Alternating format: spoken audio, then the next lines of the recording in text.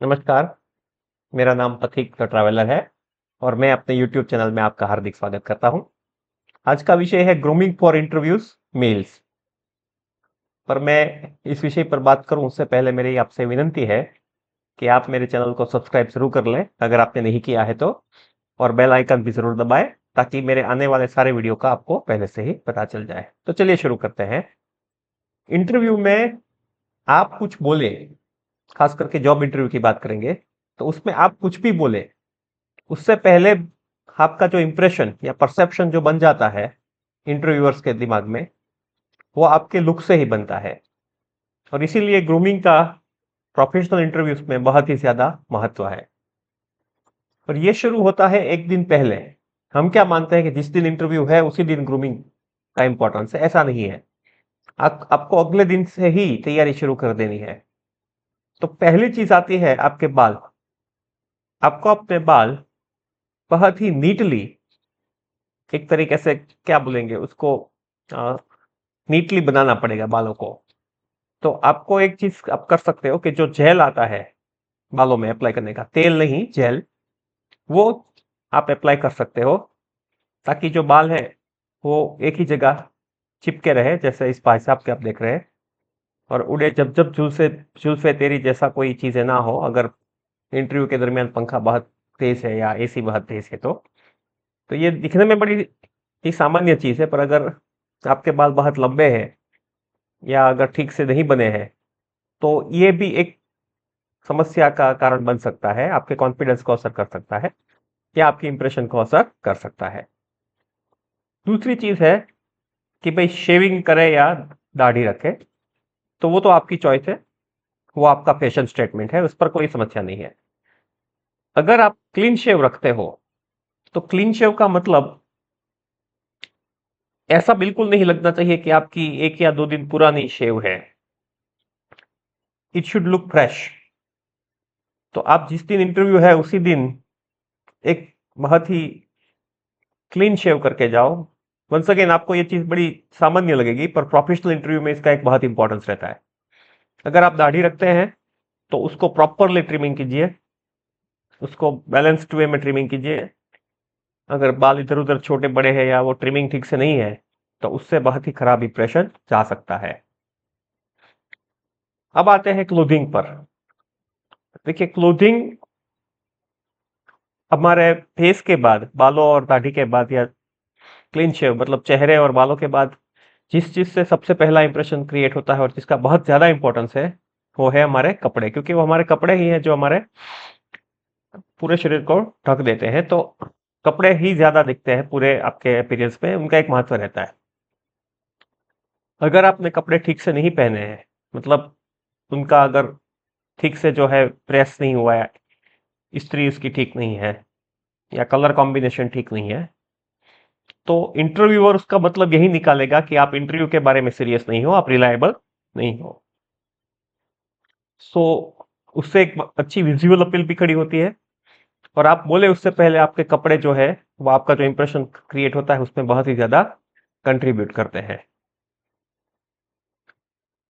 अब देखिए, हम बात करते हैं कि कैसे आपको अपने कपड़ों पर ध्यान देना चाहिए।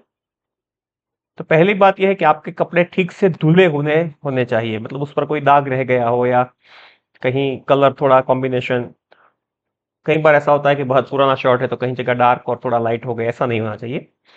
कपड़े ठीक से धुले होने चाहिए, खास करके व्हाइट शर्ट है तो उस पर एक भी दाग नहीं होना चाहिए, क्योंकि सफेद कापड़ पे काला दाग हमेशा ज्यादा ही दिखता है।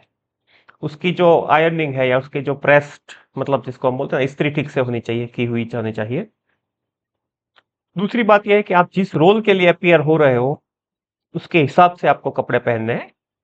जनरली प्रोफेशनल इंटरव्यू में कैसे कपड़े पहनने हैं आपको बताइए। सूट हो गई, टाई हो गया, एक फॉर्मल शर्ट हो गया और फॉर्मल पैंट हो गया, ट्राउजर हो गया। तो उस तरीके के आपके जो कपड़े हैं, वो जो आपका रोल है, मैनेजरियल रोल है, तो उसके हिसाब से आपके कपड़े होने चाहिए। अगर आप एक होटेलियर के लिए अपियर हो रहे हो तो शायद उस टाइप के भी कपड़े आप पहन सकते हो। तो ये जिस रोल के लिए आप अपियर हो रहे हो उसके संदर्भ में वो कपड़े जो है वो प्रॉपरली आपको पहनने चाहिए जिस जॉब के लिए आप अप्लाई कर रहे हो। एक चीज जो मैंने अपने एक्सपीरियंस से भी सीखी है कि आपके कपड़ों का फिटिंग प्रॉपर होना चाहिए। आपको ऐसा कोई भी शर्ट या कोई भी कपड़े नहीं पहनने चाहिए जो आपने पहने ही नहीं हो, जो आपने ठीक से ट्राई नहीं किए हो, क्योंकि उनमें कई बार कंफर्ट का इश्यू रहता है, फिटिंग का इश्यू रहता है, जो आपके कॉन्फिडेंस को असर कर सकता है। तो आपको ऐसे कपड़े पहनने चाहिए जो आपने 2 बार या मैक्सिमम 3 बार पहने हो, जो नए ही हो, पर आप जिनमें कंफर्टेबल हो, आपने 7-8 घंटे 1-2 बार उसको उनको पहना हो पूरे दिन, और आपको पता है कि ये कपड़े जो है वो आपको ठीक से फिट आते हैं। तो ये फिटिंग वाला मामला भी ऐसा है कि दिखने में बड़ा छोटा है, पर इससे जो है आपके कॉन्फिडेंस पर या उस पर बढ़त असर आ सकता है। अब शर्ट कौन से रंग का पहने, तो सामान्य तौर पर ट्रेडिशनल विजडम तो यही कहता है कि आपको सफेद, व्हाइट या नेवी ब्लू जैसा शर्ट ही पहनना चाहिए। आजकल लोग डार्क कलर के भी शर्ट पहनते हैं। तो यहाँ जो फोटोग्राफ्स दिखाए गए हैं वो मेरे हिसाब से, देखिए, पहन सकते हो आप, रेड भी पहन सकते हो, पर वो फिर भी रिस्क लेने जैसा होगा। तो मेरे हिसाब से तो आपको व्हाइट शर्ट या नेवी ब्लू शर्ट, और वो भी प्लेन, या इसमें छोटे से जो माइक्रो चेक्स होते हैं ऐसे ही शर्ट पहनना चाहिए। हो सके वहां तक व्हाइट शर्ट प्लेन पहन के जाइए, क्योंकि वहां आप कोई एक्सपेरिमेंट करने नहीं जा रहे हो, जॉब देने के लिए जा रहे हो, तो एक्सपेरिमेंट कहीं और कर लीजिएगा, अपनी शादी में कर लीजिएगा, पर इसमें एक्सपेरिमेंट करना आपकी करियर के लिए हानिकारक हो सकता है।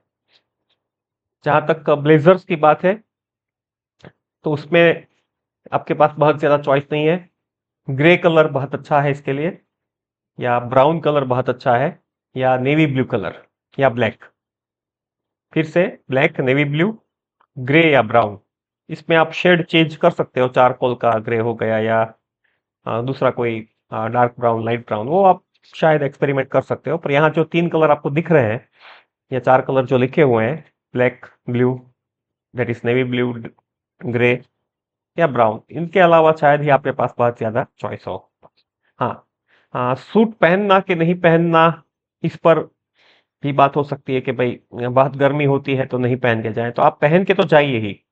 पर अगर आपको लगे कि बहुत गर्मी है या जरूरत नहीं है सूट पहनने की, तो आप निकाल सकते हो उसको इंटरव्यू से पहले भी, पर पहन के जाना हमेशा अच्छा रहता है।